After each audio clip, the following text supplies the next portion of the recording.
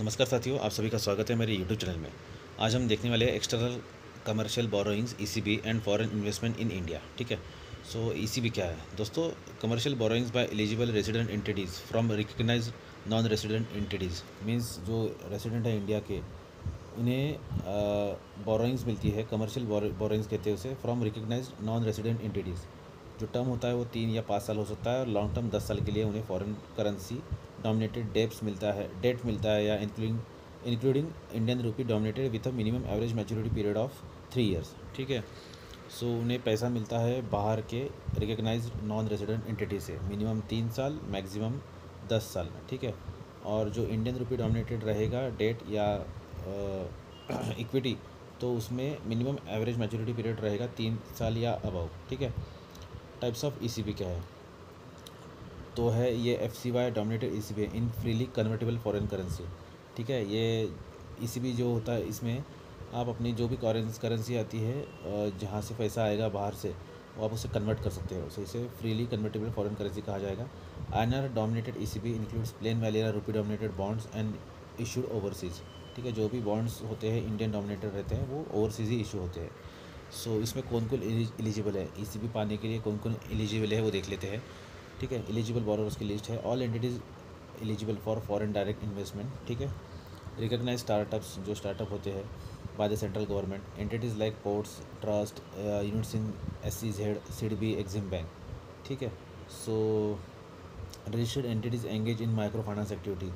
सो इन लोगों को भी ईसीबी यानी एक्सटर्नल कमर्शियल बोरोइंग्स मिल सकती है।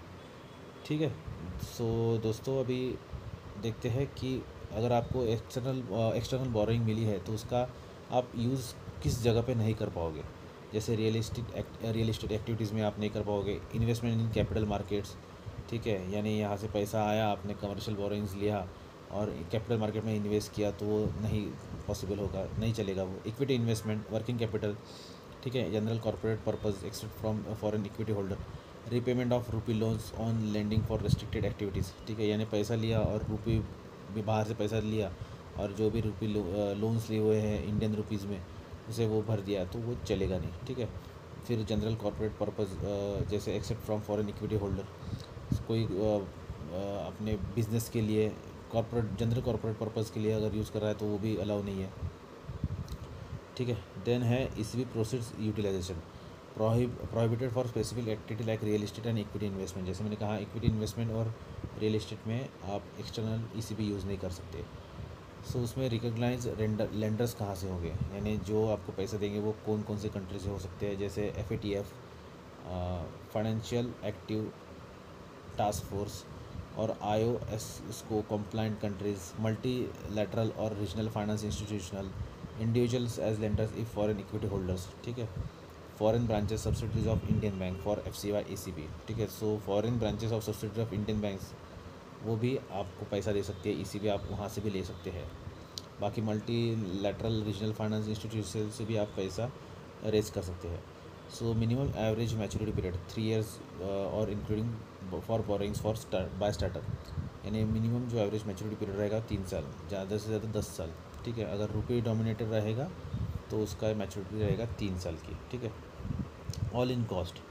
सो उसमें कॉस्ट कौन से देख लेते हैं। Includes interest rate, fees, expenses, charges excluding commitment fees and with holding tax in INR।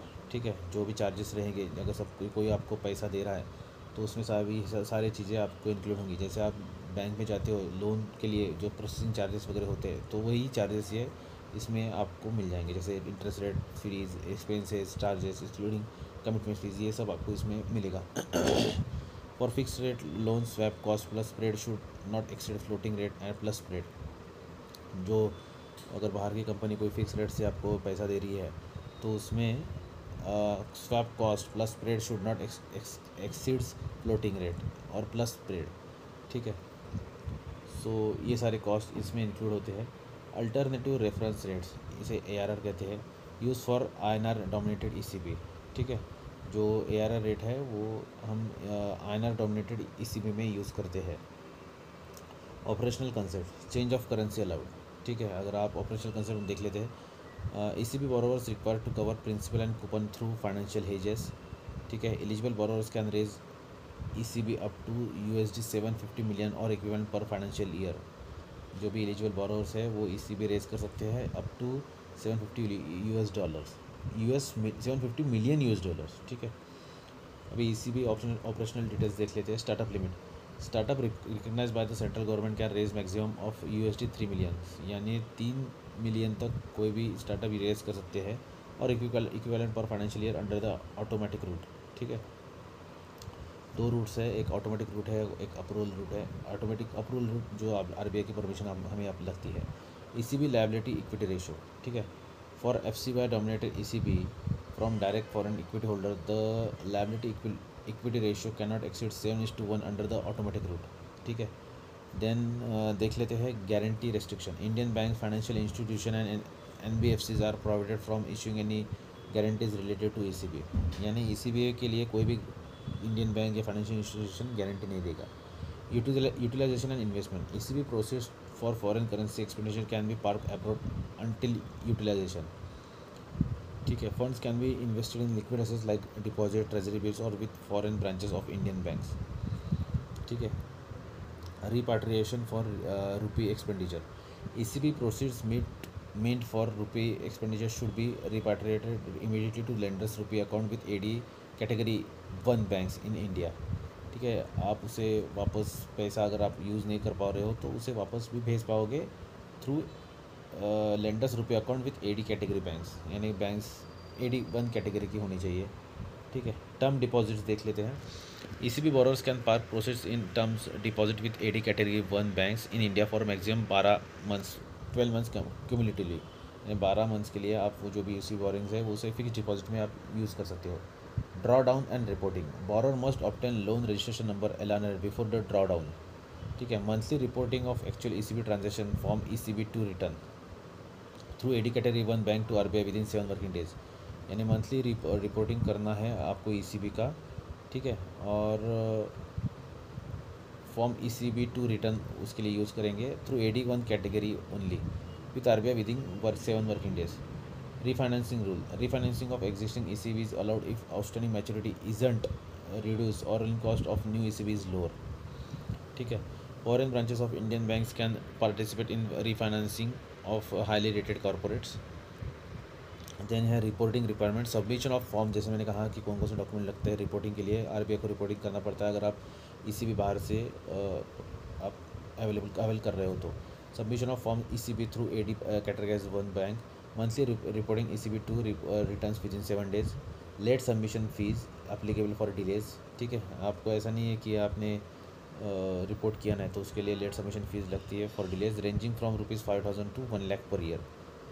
ठीक है, conversion into equity, ECB can be converted into equity with lenders consent, यानी जिसने पैसा दिया आपके उसके कंसेंट तो आप उसे इक्विटी में कन्वर्ट कर सकते हो without additional cost other into sectoral FDI cap.